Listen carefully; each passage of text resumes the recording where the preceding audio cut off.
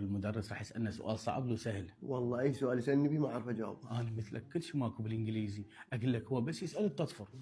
لا عليك يمه هذا. ايه على مود ما يجاوبنا. يلا هاي هذا انتبهوا طلاب. He play football every day present simple. من يقدر يحول لي هاي الجملة إلى زمن مضارع البسيط؟ استاذ استاذ قوم أنت. اشر عليك يلا عليك قوم. عليك هشام. قوم هو يريدك. هذا استاذ؟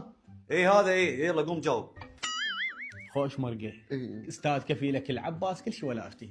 كان من قلب الدنيا وخبرتني هسه. استاذ يلا يا اللي يعرف يجاوب يقوم. استاذ انا اعرف اجاوب، اقوم احلها.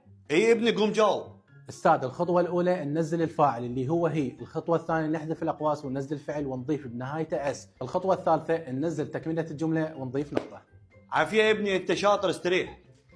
لك هذا ما خلى من السؤال لزق لزق. هذا قارئ وجاي له مو فينا يعني. انا بنيتي المدرس يسالني سؤال واعرف اجاوبه. هاي ليش تحكي؟ قوم خليني اسالك سؤال.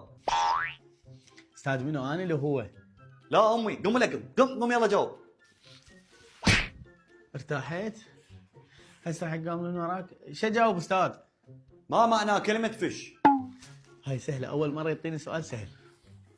استاذ فيش يعني انه واحد سمين وفش. فيش؟ تعال خلنا نفششك بعلابين تعال. استاذ شنو جواب غلط؟ انت كلك غلط تعال. استاذ يجوز مثلا سمين كلش ويزرفوه بابره؟